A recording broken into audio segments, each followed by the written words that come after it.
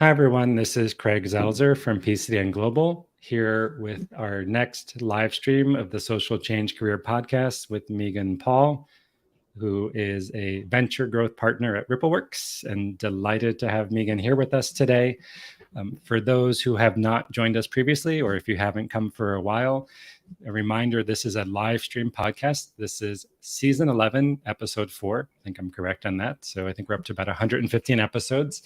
This will go for about 50 minutes, and we love to bring in the audience and hear where you're watching from, your questions, your comments. So at any time during the session, feel free to put in the chat box on LinkedIn a little bit about yourself. And after 5 or 10 minutes, please bring your questions and comments.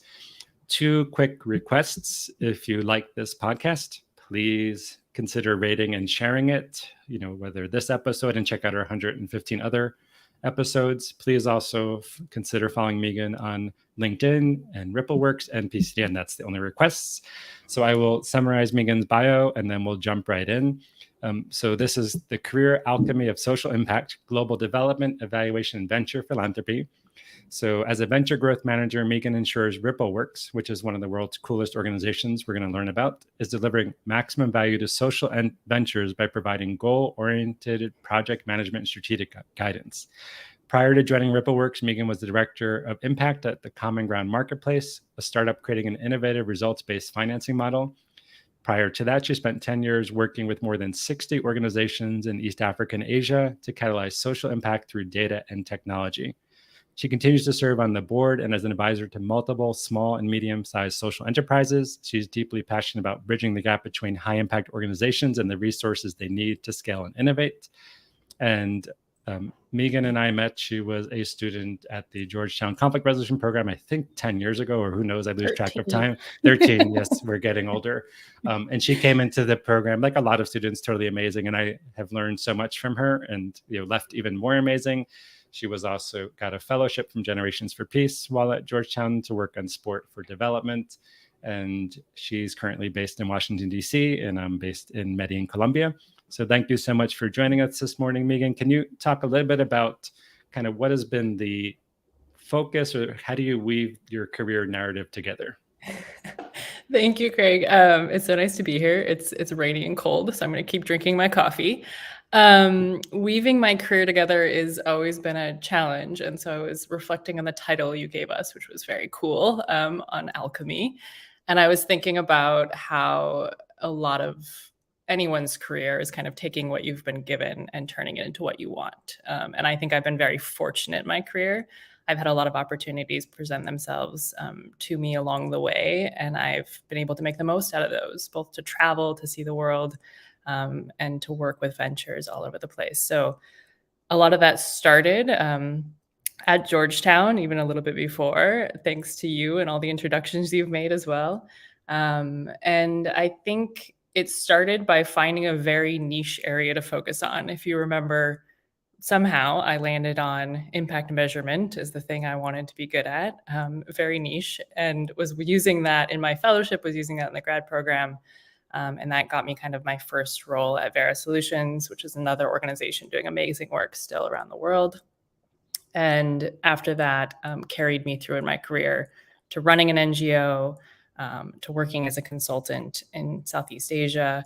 And that was like the one small piece that carried me through. But I think throughout that, I've been a generalist. I've worked on strategy. I've worked on leadership programs, and across sectors, across geographies. So I always, when people ask me for career advice, when you're a generalist, I think find that niche thing, right? That you can be somehow different, somehow unique and possessing in your toolkit, and carry that with you throughout your career.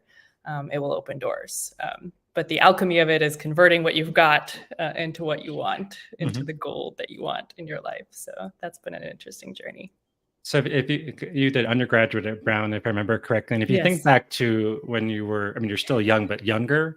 Much younger. And actually a lot of research shows it's not useful. It's not so useful to say, what do you want to be when you grow up? Because that actually limits people, but more like, what are you passionate about, or what challenges do you want to work on? So if you think back to your younger self, did you aspire, because you worked in tech too, and you're very athletic. I mean, my recollection of you at Georgetown, you're always running marathons. I know that's not totally correct, but when you think back to your younger self, like, did you envision yourself in a particular career path, sector, or issue, or like, how did you get from Brown to like tech to Georgetown to Vera Solutions to like, you know? There's a haphazard version of this story. I think the truth is, though, I wanted to work in social impact since I was 5 or 6 years old, which is rare. So at the age of 5 or 6, I had started what I considered my own NGO. And it was not a formal NGO. I'm glad nobody asked for my paperwork. I think I raised $73, which was later donated. It was not embezzled. So it was a good start in the fundraising world. But I always knew this was what I wanted to do. I was very passionate about the environment, about inequalities around the world. I didn't know what that meant specifically for a very long time, but I carried that with me since, as you can tell, early childhood. At Brown, I was looking more at kind of macroeconomics and inequalities through that. But I was also doing an interesting research fellowship at the time with a professor who was focusing on measuring social impact. And that was kind of the first introduction to that. And we were running a social entrepreneur like boot camp session. And that introduced me to social entrepreneurship, which has also been another thread throughout my career. So I think when things happen, I want to say haphazardly, but maybe it's just good fortune throughout the career, like you can pick those up and take those with you and find ways to use them.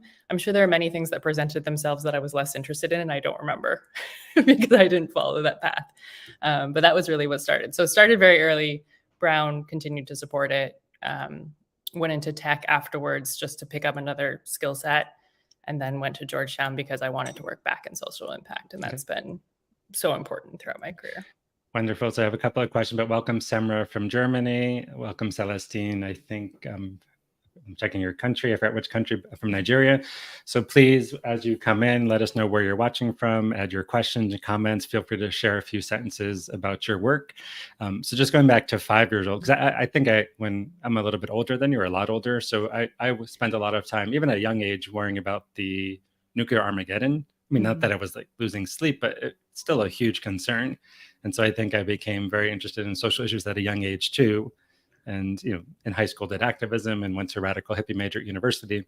But like, I want to just ask a little bit more, your NGO or the organization or whatever you started when you were 5, did it have a name? Were you selling lemonade? How did you raise the money? I'm glad we don't have to go back in your history and look for embezzlement at 5, but just a little bit more like, where did this idea come from and what did you do?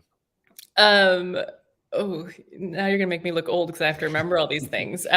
So it was called Peace Kids, a very clever name. And I had at least 2 focus areas. One was feeding the world's children, obviously, small task. And the other one was saving the rainforest. And the other one was saving the whales. So I grew up in Hawaii. And I was around, my mom ran these amazing conferences around whale conservation. And so I owe some of this to her as well. And so I was around all these scientists and environmentalists at the time. And I think that was one part of it. And then inequality was another part of it. Hawaii is interesting in the sense that there's a great deal of inequality and it has a lot of contrast in a small area. And so we just saw this recently with the tragic fires in Lahaina. So I think for me, that was like up close and personal with that as a young age. And you were asking how I raised money. I set up a craft stand, I think, and I was making things that were of no value whatsoever, and very kind people gave me money for them. So. Okay, welcome. Welcome Terrence from New Jersey, and Solomon from Fundi Batsunuganda, who said Rippleworks is working with his organization. So wonderful to see you. And Meeghan, are you working with Solomon, or is that another person? Yes. Okay, so Fundi Bats is amazing. Yeah, do you want to share a little bit about, since you already have your first partner here in the live stream, a little bit about what Fundi Bats is doing. And for people who are interested, like we're jumping ahead, but since Solomon brought this up, what is Rippleworks? Like, how did you wind up working there? And like, what is the range of things that you're doing? And for people focused on social impact, either as individuals or organizations, what type of services or benefits, or how do people engage with you? Great question. And I will come back to Solomon too, because he's a great example of why we do what we do. So Rippleworks is a foundation, and we exist to help organizations thrive and scale around the world, social impact organizations. We do that really through 3 ways right now. So I work on the projects team, and we run projects where we bring in expertise to support a venture on a particular issue area that they identify. We are geography and sector agnostic, so we work around the world in a lot of different issue areas. And I think what's really unique, or I found unique when I was coming in, was that the venture really determines the issue area, and we go out and find the expertise they need instead of kind of generalizing or giving lump sum advice to an organization. So I really appreciate that. My role in that is just to support those projects, both the expert and the venture, to manage us as we go through and make sure we get everything we can out of that time together. So that's one offering we have. It's kind of the main thing that we provide for most of the ventures we work with, which is really exciting. We also, adjacent to that, have this amazing offering called Leaders Studio, which is shorter term training. So those are larger cohorts. They're 3 or 4 sessions at a time. And we focus on, again, very pertinent issue areas to the ventures we work with. There's also a focus on senior and middle management, and mostly middle management that otherwise wouldn't have access to these types of trainings. So giving them access to those resources together, as well as a network of other organizations going through the same problems at the same time. And the last thing that we offer, which is a little bit more typical, though we do it in a little bit of an atypical way, is capital. So we do provide hard to find capital to scale. And those are usually one-off catalytic investments that we provide for our ventures. So those are the 3 areas we work in.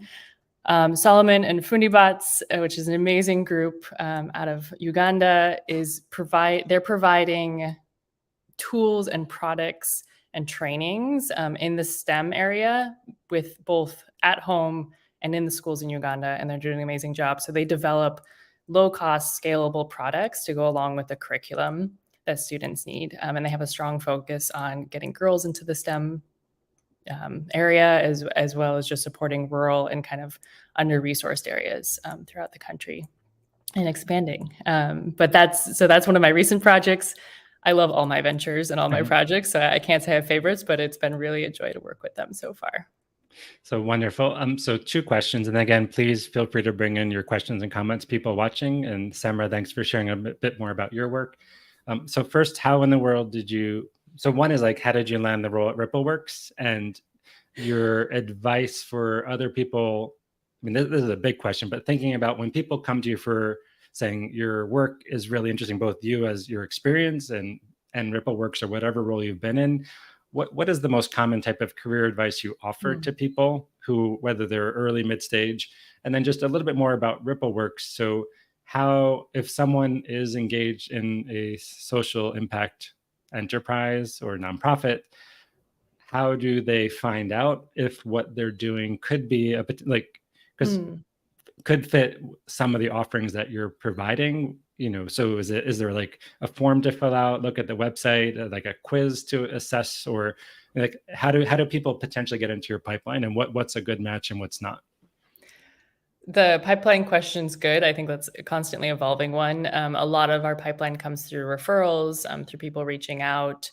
There are certain criteria. We're best suited for organizations that are like at a certain stage in their scale. So we don't turn people away because we don't want to work with them so much as like we're not well positioned to work with them at that stage.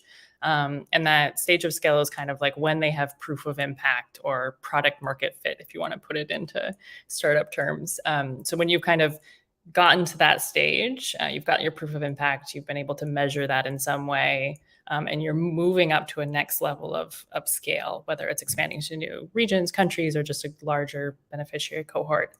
So that's when we're best suited to kind of engage. And you have a team that's established, you have a good leadership team, because we find that if you're providing skills and resources, you want the team to take that on. And so if the team's in a lot of flux, or you just don't have a team developed yet, it's hard to pick those up and use those tools in the long run.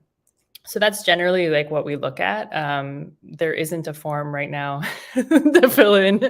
I would say if you think you're a good fit, go to the website. We have all of our previous projects listed on our website, and that's a really good determination of the types of organizations we work with. And if you think you're falling into that category, definitely reach out to us. Reach out to me on LinkedIn, and I'm happy to give you more context as well. We don't have all day to talk about that, I know, so I'll move on. The other question you had was about yes. So welcome, blessing from Nigeria. Yeah, so a little bit more in terms of your approach a lot, because you've had a high impact, diverse, interesting career.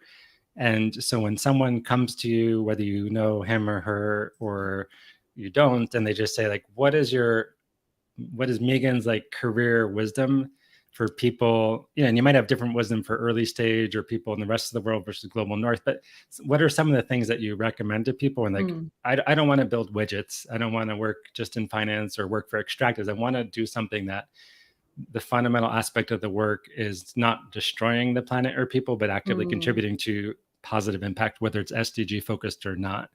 So, any general thoughts for people, or if you want to differentiate early career versus mid stage?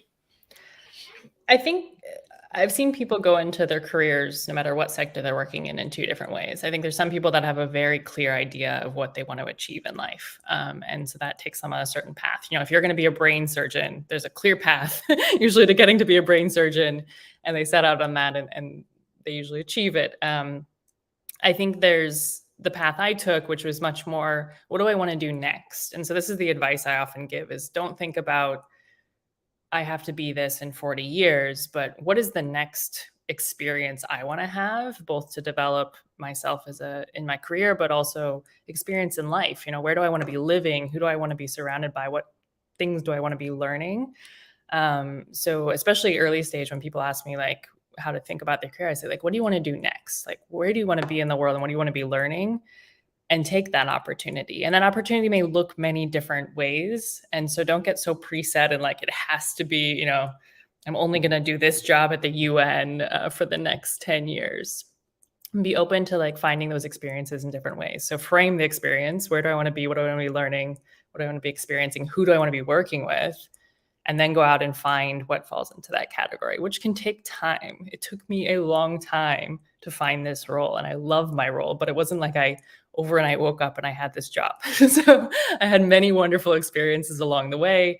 And even when I was looking for a role, this took time to land on. So give yourself time to explore and find what that next experience is going to look like for you. And then for people who are considering further schooling or training, what is your general advice, both as someone who's hired, both, around the world, but also, who's been hired, in terms of skills to develop? Is, grad school, is it worth it? Or if you're thinking about additional training, how do you, what are your recommendations for someone, whether it's a professional training program or grad school or just pure or self-learning? What's your advice about some critical skill areas to focus on? And then if someone's thinking about either a time or monetary investment in something substantial, what's your advice about, obviously to say it's worth it or not, that's not nuanced, but if someone's considering grad school or some kind of significant professional training, what are the questions you'd recommend they ask themselves before investing the time and money? I was laughing because I'm having my former grad school professor ask me whether grad school is worth it. Is a trick question. We're not trying to trick you. I'm teasing. So I think as far as higher learning goes, I go back to that question on experience. So for me, grad school was extremely valuable in two ways. One was the experiences I had, especially outside of the classroom, because it opened the door to, I was in DC, I was networking. Craig is an amazing connector, as everyone knows. And so I was meeting with a lot of interesting people and having conversations through that. I would say the value you get out of the training is different depending on what you're studying. And that's up to you to determine. It's very expensive. So also I was fortunate to have a fellowship. You have to weigh those costs. Is it something that you can afford to have the loans, or do you have the financing to move through on that? That is a question I think everybody should ask themselves first. The expense is definitely a real thing. You don't want to be in debt for the rest of your life. And then the second way it'd help is really it's signaling still, unfortunately. I think there is still a lot of organizations that look at master's is kind of a marker that you've achieved something. We're moving away from that more and more, which I appreciate, because I don't think it is a marker of your aptitude, whether or not you have a master's degree. So if I'm hiring, I wouldn't be like, oh, you have to have a master's degree. I'd look for other experiences. As far as learning goes, I think the more you can do hands-on learning, whatever that is, the more you can get yourself out to like do very low paid consulting gigs if it's something new that you want to explore, or intern if you're in an early stage and you have the privilege that you can intern at something, do that. I think learning it firsthand for me was always the most valuable. Going out and doing the work itself and learning from others who were much more experienced was the way I would go. There are a lot of spaces where you need more technical skills now. And those are where I would say find the courses, find the mentors that can take you into those. Climate is something we're all thinking about now. And there's a lot of interesting intersections with climate and the work we do in different areas. A lot of that is much more technical. And so I think going on and like finding those resources and finding that training is going to be really important for people. In terms of your own professional development, I mean, I know you're a constant learner and questioner. So are there any things you're currently working on learning, whether it's reading a book or a course or peers or, watching YouTube videos? Is there anything that you're working to upskill on, or that if you had more time, you wish you could be working to upskill on? I am embarrassingly not a great reader when it comes to like reading for work. I read a lot of fiction, which is a different thing. So I think for me, a lot of my learning is actually through my work. And I've been very fortunate to work with a lot of different organizations. It's one of the things I really love, as we were just talking about. And so in each project I do, I have to learn a new skill set. I had a recent project that was on climate and tech. I don't have a background in climate and tech and agriculture. And so I had to really dig in, and I had to start, researching and reading so that I was up to speed with the project and can kind of hold my own in those conversations enough to be supportive. And that's how I really enjoy learning. So I think I'm not typical. I don't have a list of podcasts. Of course, this one now will add to the list, but I don't have a list of podcasts that most people do. My husband, as you know, is a great resource for learning. So I also steal a lot of his lists whenever I can, both reading and podcasts. But yeah, I think everybody has their own speed and their way of connecting. And I love learning through my work. It's just the thing that suits me best. Yeah, I mean, please, everyone, if you haven't checked out Roshan Paul's work, I mean, he co-founded Ramani Institute, worked at Ashoka, did work at grad school at Harvard, and now is at IREX, but does a lot of interesting engagement and thinking on impact and social purpose and measurement, and the wonders and the bizarreness of the field of change. And I mean, one of the things I love about this podcast is just I get to talk to interesting. I mean, Kata did it for 9 seasons. I've been doing it the past few seasons, and we share. But I get to talk to the coolest people in the world, and I'm always learning, because none of us have all the answers, or even many answers. So welcome a few more people. Hannah from Barcelona. Feel free to let us know a little bit about yourself. And again, please feel free to bring in the questions and comments if you have them, because it's great people are watching, but feel free to ask about your work or about Rippleworks or career advice. So a question here is, I mean, 2 questions, but I'll just start with one. Is you're from the global north, or whichever term you would like to use. You've worked a lot in other contexts. So one question is for someone who, whether from the global north or the global south or the rest of the world, and if they're going to be working out of their home context, what is some, because you've helped run NGOs, you've consulted with lots of for-profit and governments. And so what is some of your advice if you are working outside of your home region or community, whatever your geographic location is, how to, like, just your guidance, like how do you approach it? Because you do need to have some expertise, otherwise no one's going to hire and pay you. So how do you find that balance between having expertise and some wisdom, but also working effectively in places where there already is so much wisdom and experience? That should be a book, Craig. That's your next book. I'm not going to write it. No, it's it was interesting when you said having the expertise part, because the first thing I went to is like, go to listen and learn first. I have been very fortunate in my career to work in very many contexts. And I've always, I think, taken away more than I've given in those contexts, just because there is so much to learn from different cultures, from different ventures, working in different contexts that are just incredible. And I think in the global north and coming to the US, it was a bit of a shock to see this again. We have a lot of opinions about how our way of doing it is often the preferred way or the best way, and we kind of carry that with us in other contexts. And so going and listening and learning, I think, is the most important. And then seeing how you can be in service of the organizations that you're learning from. So I think that's where the expertise came in, was if you're just sitting and learning, taking time and resources for you to be there. And so I was hoping to use my expertise to support those organizations so that they were getting more time and resources back in whatever way that was. So I think that's the balance you have to strike, but also be prepared to be uncomfortable. I think a lot of times, and I don't mean like, uncomfortable in the sense that like, oh, the road quality isn't what you wanted or something. I've lived in places with much better infrastructure than the US has. But I think in the sense that you are going to be an outsider in most places that you're going to. And so be uncomfortable with yourself and and the way you show up in those spaces, and sit in that discomfort and learn from it. Because I think a lot of times people want to shy away from it. They want to find places they're comfortable in. And so I think the more you can kind of get used to being uncomfortable, as strange as that sound, has been a real asset in my learning journey as well. Wonderful. So I'll ask one more question. Now, lots of questions are coming in. How do you, because I agree, I think having lived overseas a lot of my life, or at least probably a third, I mean, Colombia is my home now, but I've lived in lots of countries. Moving outside of my home context has taught me so much about my own identity and about what it means to be from the US, to be Jewish, to be a man, all that stuff. And learning to have that censor of like, when I think something should be done a certain way, often that's not correct.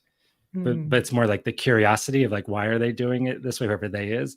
But how do you factor power into all of this?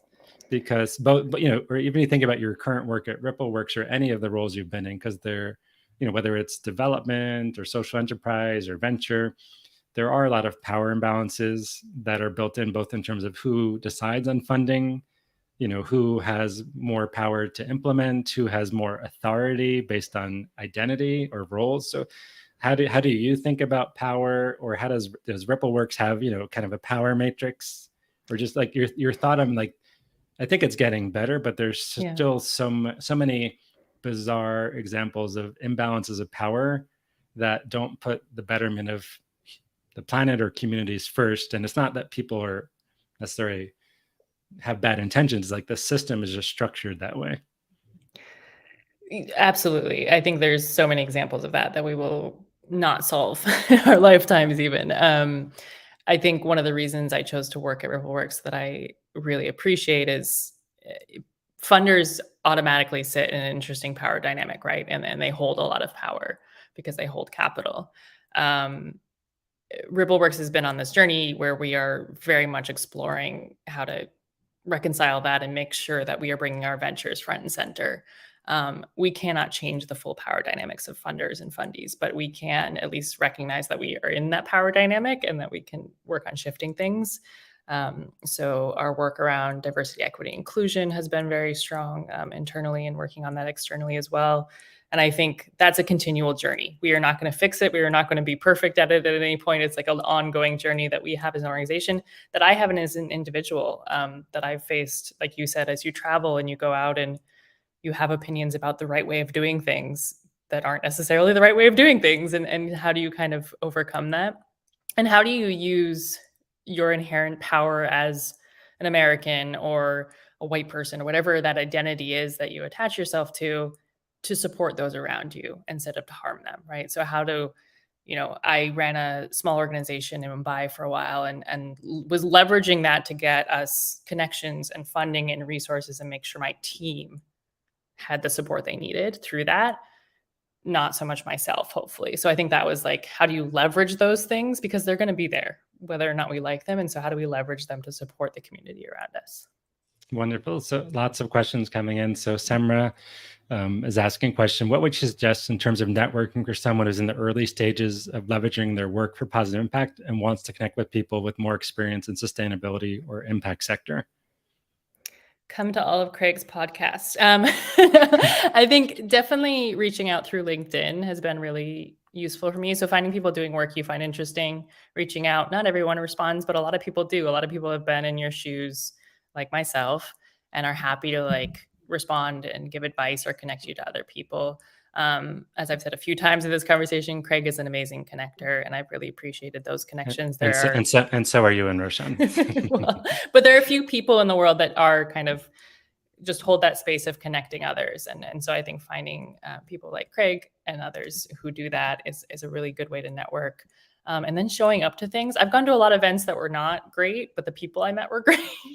And so I think sometimes, whether it's virtual or in person now, again, just show up to things that may be interesting and you never know what comes out of it. So I think putting yourself out there is the first step. It takes energy, I know, but it's worth it. Mm-hmm. So a follow-up question, and please check out Roshan's work and IREX and Amani Institute. So a follow-up question, I get a million in inbox and LinkedIn and email asking for things. You get a lot. So if someone is reaching out to you or anyone else, like what is your advice that would make you, because it's impossible to respond to everything, or you can at least respond, but it's impossible to actually, if someone says, give me advice, it's impossible to do that unless you're independently wealthy and just that's what you want to do. But like, what is your advice?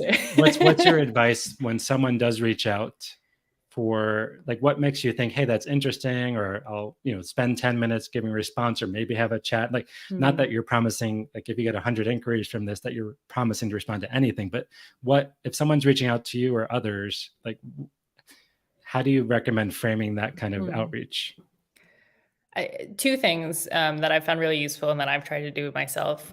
One is ask very specific questions. So a lot of times when people reach out, they'll be like, I'd love to hear more about your career or your work, which is lovely. And like, we're doing that right now, but I don't always know where to take that. I don't know, like, that's a big question. And so like asking very specific questions, like, I'm really interested about like how you run projects at Rippleworks, or what advice you'd give for XYZ. And so I think those are very helpful in just figuring out whether I'm the right person to talk to, first of all, and what to focus on.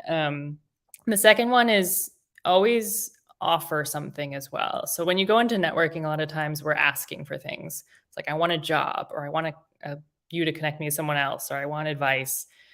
You have a lot to offer, no matter what stage you are in your career. And I think bring that front and center too. So whether it's, I'd be happy to introduce you to so-and-so if that's helpful, or tell you about the work I'm doing on this, or whatever it is, but offer something.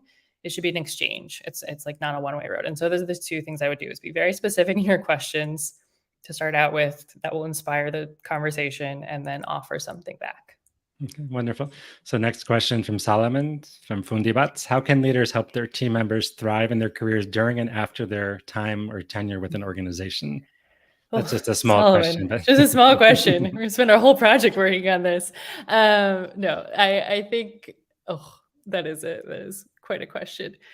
During and after the time and tenure, leaders have a lot going on. Like I've been there. I've been around them. I think there's a lot of demands on our leaders, and so I think the best thing is to empower the team members to be as independent in their own growth as possible, right? So, especially if you start with a small organization, it's very easy to micromanage. Solomon, you don't do this. I'm not saying you do, but it's very easy for some people to micromanage, and slowly giving people more and more room to grow on their own and allowing them to fail. And if they fail so much that they need to leave, that's also their journey. So I think the best thing you can do is inspire them to kind of take on the ownership of what they're working on and not try to handhold them. That is a very hard process. I'm not sure I'm great at it, but that's what I've been told is the best way to go forward. Thank you. So next question is from Alexandra. Just completed my undergraduate degree in social entrepreneurship. I think at Lynn University, and she wants to become a sustainability consultant. What advice would you give her? Tried looking for job opportunities, but most require X number of years experience, which they don't have. And so it's the whole catch-22 that often employers want, whether you have an undergraduate degree, grad degree, or no degree, they want you to have experience. And many employers, I mean, there are some really good pathways, but many employers aren't providing pathways. So your advice, that catch-22 of how to get more experience to be more hireable when you don't have the experience and you can't find the right opportunities to get that experience, if that makes sense. Yeah, I think this goes back to the networking, right? And like just finding more people to talk to. When it comes to consulting, there are a lot of really amazing small consulting firms out there. And depending on kind of where you're specifically focused, but especially working on this in different contexts overseas as well. And I would say start looking for some of those smaller firms that would be willing to take you on as a contractor. You're not maybe going to get the dream job off the bat, right? But if you start getting some of that experience, some of that work, you're working with people who are interesting. If it's a smaller group, you're going to learn more because that person you're working with is probably the CEO or the founder as well. And they're going to be able to share decades of experience with you. So I would say start looking at those smaller organizations, but be willing to like be flexible in how that setup happens, right? It might be a contractor. It might be a short-term engagement. It might not be the pay you want initially. And I know that's hard, but a lot of us have started that way. And I spent a lot of my career working at a lower pay scale than most, but that was to have that experience. So I think change your frame a little bit and try to make that net a little wider. But I know it's hard too. It takes time. So hang in there. And Alexander, just a few suggestions. One, the PCDN Career Campus is amazing. So check that out. Two, Lynn University has a lot of social entrepreneurship support and programs. So I always say, if you go or have attended a university that has good career services, not all do, like make sure you take advantage of everything that they provide, from resume review to employers to alumni networking. Again, lots of universities don't have career support, but if your university does, try it out because it's often free and you've paid for it. So that's like a really key advice. And then find the network organizations. I mean, PCN, Net Impact, Society for International Development. There's so many network hubs now. So instead of you, I'm not just talking to Alexander, but you trying to find your niche as yourself, like find the places that people are doing the work that you aspire to do, and then go to their events online or go to their conferences, or a lot of them have junior professional programs. And there are a lot more opportunities for young professionals, whether it's a professional fellowship or entry level stuff, or it's also, I mean, look at the jobs, but also there's a lot of fellowships. So Pro Fellow is a great resource. We post a lot on PCN as well. But like, don't just think of it. I mean, obviously we all need to pay the bills. And sometimes it might be that you can't get the job you want to start off with, which is super frustrating, depressing, hard to hear. And so sometimes it's about changing your search. And other times just saying, I just need a job to pay the bills.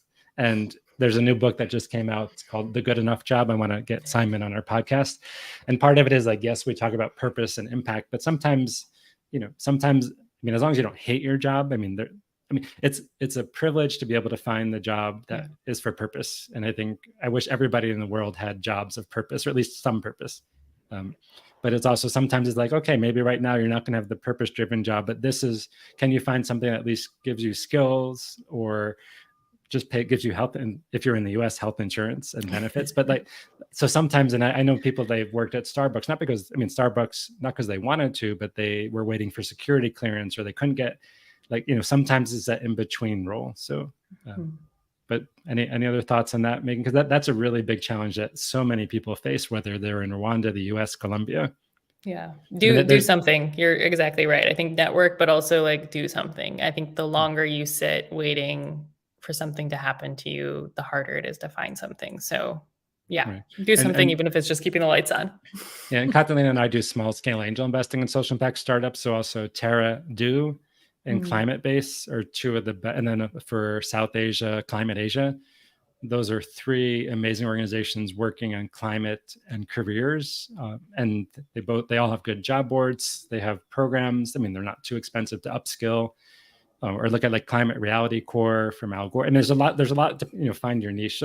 So please keep the questions coming. It's so wonderful. And again, if you are not watching this live, you'll hear these questions in the podcast, and let us know where you're watching from. So Meeghan, so Rippleworks is now 100% remote distributed company. Yeah. I think in the past it wasn't. I used to always ask some of the staff, because I love Rippleworks, and I used to always say like, go remote. So can you talk from a work-life balance, and also just like, what does it mean to be, how distributed is your team? Or distributed means like, where are they located around the world, or at least your team? So like, what are the pros and benefits of remote work? And then what tools do you use? And what are also the challenges? And then if people, because more and more people want remote work, some employers are trying to force people back hybrid or full-time, but the future of really should be remote. I mean, if you're a scientist or an engineer, you might have to be in the office, or a doctor, but lots of professions can be done anywhere. So just your thoughts, how you all do it, the good, the bad, and also recommendations for others who want to find remote work. Yeah, I think I was in a unique position because a lot of my career has been like remote or hybrid. So before COVID and lockdown and all of those things we experienced together, I had been working in this kind of context before, working from home a lot. So I was very comfortable with it, and I really love it. I have an easy time plugging into my computer and like being fully at work at home. But I love, now we have a dog, I'm able to take the dog out. And just kind of have that space, and I don't have to commute, which is a privilege in itself. So I think the way we've done it really well, and we have teammates East and West Africa, Canada, Latin America, all over the US. We've had to, create some norms around working, right? We're on different time zones. So what does that mean for people who have to come to team meetings that are in a certain part of the day? So we try to schedule those in a comfortable time for most of the team. I think there's also norms around when you message people and kind of when you have to answer things on your work hours that have to be set up, because otherwise you can easily get into the rhythm of like, I have things coming in 24/7 and like, do I need to be responding? We use Slack as a tool, and we're on Zoom a lot. I will say Zoom can be exhausting, and I do miss in-person meetings for that reason. I think there's a joy of sitting across from someone and having a conversation that you don't get in Zoom. But it does allow us to be home. So, there's trade-offs with that. I think for some people, it works better than others too, I'll be completely honest. So like, know what works for you. If you're someone who needs like to change spaces, you need to get out of your house, you need to put on real clothes and not yoga pants, and you need to like go sit in an office, know that. And that's completely okay. Like, I think there's nothing wrong with it. Just like, know what works best for you. We get together about 3 or 4 times a year usually. And I think that is also really helpful, because if we didn't have that human connection that we build in those interactions, I think it would be even harder to be remote. But we have the good fortune of being able to do that throughout the year. So every company is a little different. I think when you're exploring this, like, see what fits your style the best, and then be open to adjusting that slightly if your job looks a little different. I'm very fortunate that this works for me, and we're going to continue being remote as far as we know. And so hopefully, I'm going to be sitting here in my yoga pants for another few years. Yes, I prefer to wear shorts. I mean, I'm always dressed, but I prefer. I mean, but it's we did work in a co-working space for years, which I loved, Impact Hub. And I'm a huge fan of co-working, but even that, with the pandemic, we stopped. And I go out for meetings, but everybody has to find their own thing. So another question. Again, we have more time if people, about 8 more minutes, if people want to share your questions or comments. One of the challenges I've faced lots of times is burnout from, sometimes like total burnout, like my brain just doesn't want to think anymore. Like, I mean, this was after finishing my PhD, like all I wanted to do was like watch movies, and that's a normal thing. But also other times I've burnt out on work, like, just totally burnt out, demoralized, or low pay or no benefits, or, taken the wrong job and quit. I don't think I've ever been fired so far, knock on wood. But I have quit, so what is your thoughts around, I mean, this is like social impact work, whether you're working on climate or migration or health, like these are huge challenges. And it's so exciting because you get to engage with the most interesting people around the world. But also so much of this is like, these are little, it's like, I don't want to use the analogy chipping away in an iceberg because they're melting, but I'm trying to think of like, it's like you're making small dents or small accomplishments and hugely challenging issues. Ripples for work. I'll use that. It's better than the iceberg. So what is your own experience around burnout, and just thoughts for others because we could all work 24/7, and that's and there are things that are real emergencies. Like I have friends who work in human rights and people's lives are at stake, or I mean, so some things really are like real life emergencies, and other things it's an emergency but not a crisis. Like, so just your thoughts on how do you maintain your own well-being and a team's well-being and partners? Yeah, I think this is a journey we're all on. And I would say it will be a journey for everyone. So like, I don't think like graduate from school and expect to figure out how you maintain your well-being right away. Like I think find that journey. So I've had several moments of burnout in my early career, especially caused me to go back to school or to leave jobs or just kind of make decisions because I had reached a point where I just wasn't sustaining myself very well. And I was working 24/7 at times. I had multiple jobs at different points in my career. I worked full-time when I was at grad school as well. So I think there's, when you put too much on yourself, you're going to see things happen. And everybody's advice on this is different, but I think there's different things that fill you up and there are different things that deplete you. And so recognizing what those are is very important. Some people having family around fills them up. So like find time for family. Some people having family around depletes them. So recognize that and make time away from family. And I think everybody's a little bit different on what their thing is. Craig mentioned I used to run, I still run, and running for me is like my meditation and kind of how I work through things. And so it also destroys my body half the time. So I think there's like, a give and take on everything that we do. And it's finding the balance that makes sure that you can give more to the places you want to give more and you're not just taking away.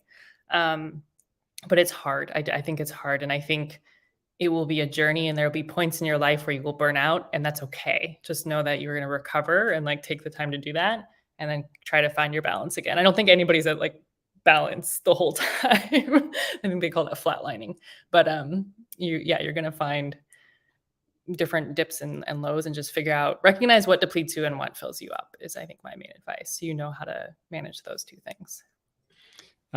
So a little bit of a relationship question, nothing too personal, but Catalina and I are married. We met during our PhDs. We work together, and you have to balance careers and parenting, and but just any thoughts, because both you and Roshan work in impact, and have worked in many different geographical regions. Also took time off and traveled before you came back to the US. But any thoughts about when you have a partner, how to and not relationship advice, but career, like how do you balance a relationship and career? And just like, do you take turns, like, oh, it's your turn or you try to find positions where you both can be in the same place, or just any kind of, nothing too sensitive, any thoughts on that? We can have a career and relationship podcast. It's okay. It can go both ways. They're intertwined. I think that's a great question. And for those who don't know, Craig actually introduced me to my husband. So like I owe Craig for so many things, but that being the best introduction he's ever made. And it wasn't, I'm not a matchmaker. Don't get expectations. Just, I'm not offering that service. It's a very good service though. So I think with relationship, and this is relationship advice, not career advice, but it is finding someone whose values are really aligned to yours. So I think at the end of the day, the decisions you make on who's doing what or where you live or what your career looks like, your values need to be aligned. And everybody will say this, right? Like it's easier to have any relationship if you believe the same things and you want the same things in life. I'm super fortunate, not just because we're in the same career, but we had that alignment on like what we wanted our life to look like. We love to travel. The things that we value are very similar. And so I think finding someone it's always going to be a perfect match, but finding someone whose values and like what you want to pursue in your life look similar is going to make it easier. I have really enjoyed working in the same sector because I think we just can leverage, I can leverage his many, many, many resources and knowledge and network that's much faster than mine actually. But I think also we can sit and have conversations about our work in a way that I wouldn't be able to if we were in different sectors and trying to figure it out. So I think that's been a real joy for me. I don't know if that's true for everyone. Maybe sometimes it's like, I really don't want to talk about work at home. Pick somebody in a different sector and talk about dentistry or something, and you don't have to think about work. But for me, I really enjoyed that. So I think the values alignment is really important, no matter what sectors you're working in, to figure out where you're going. But there's always hard decisions. So the same with careers. There's always going to be times where somebody has to move a job or move locations or be farther from family. And as long as you make those together with some clarity, I think it's going to be okay. Yeah, I mean, it's hard. Kata, I mean, I moved to London for my dream job, got depressed and quit. Kata was about to move over, so, and it's like you can't always find jobs in the same place. Moving to Colombia is its own adventure, even though she's originally from Colombia. Like, it is not easy. And then also the challenge of working together, it's wonderful, but we have different styles, so we can fight, because I won't try to classify, but she's more organized. I'm more like, let's try this. And she's like, where's the system? And, so we can also fight, which is, is not like sometimes it's been tense just because of different styles. Neither one of us is right or wrong. So I'll bring in one more question, then we'll start to wrap up. So Samra, have you ever experienced imposter syndrome, and any advice for how to deal with, like, basically people assume that you know what you're talking about, but maybe inside yourself you don't feel like what is ascribed to you, maybe you don't feel like that is correct? Oh, so many times. This is such a normal thing, I think, especially because I started out in management positions. So I was always kind of in higher level management positions in my career at a young age. And so I was always punching above my weight. Like I was working with clients or other organizations, and the people I was talking to had like 30 years of experience, and sometimes were, a little doubtful of this 20-something-year-old coming in. And so I definitely felt that at many times. I still do sometimes. I think we all walk into a room and we're conscious that we're not the best at something compared to somebody else. We're comparing ourselves to the room. How do you deal with that? I do love the phrase fake it till you make it, because I think a lot of what we do is performative, and a lot of that acting is okay because you start believing it as well. So like a lot of times when I've been nervous, I was a CEO at a fairly young age, and not fully I felt like I was an imposter even in that role, but I was able to like put on that hat, put on the CEO hat, put on that role. And I think act through it and started believing like, oh, this is something I'm able to do. And if you care about the work, then that overshadows kind of the feeling of an imposter. But it's so common. I feel like that people bring this up a lot because it is common, and just lean into it and, remember that you have something to value, something of value to bring to the table, and you'll get to feel that eventually, even if you're not feeling it in the initial stage when you're feeling like an imposter. But hard question. Yeah. So we'll start to wrap up. So just want to put in a plug. Please consider following Meeghan on LinkedIn. Rippleworks is amazing. They also launched maybe 6 months ago a great job board of organizations they partner with, and there's a lot of remote roles. So just go to the Rippleworks website, or I'll put it in the email, send to people, because it's really, really good, and you can filter. And then please consider rating the podcast. And just last question, 30 seconds. You talked about fiction reading, but any book, show, movie, even if it has nothing to do with work, that just is helping your brain think or relax, that you recommend other people either read or consider, like something really interesting that you would just say, hey, this might be worth checking out, even if it doesn't have to be anything to do with work? So I recently read The Great Circle, which I know is quite a popular one, but it was about a female pilot. And I love books like that. I love strong characters traveling around the world. And so for me, those are always wonderful because it just like takes my brain away from what I do. But then also is connected to what I do because there is the element of travel in the places that I visited. So I would highly recommend that. Gosh, there's so many good books out there. It's not a 30-second question, Craig. Okay, that'll be the next podcast. We'll start. Anyway, I know you have a meeting. I know you have something else coming up. So thank you everyone for joining us, and Meeghan for sharing so much of your wisdom and story and tips. And again, this should be up within 1 week, maybe 2 weeks. You can watch it now on LinkedIn or YouTube. Please consider rating the podcast. And again, Rippleworks job board is awesome, one of the best in the world. And if you do lead a social enterprise that you think might fit Rippleworks, then you could reach out. And thank you so much, Meeghan. So I hope your dog was very quiet, so that's wonderful. And enjoy your day, and hope the DC government doesn't shut down, the national government doesn't shut down, but we're not going to talk about that. And thank you everyone for joining us from around the world. Thank you, Craig, so much. Have a great day, everyone. Thank you.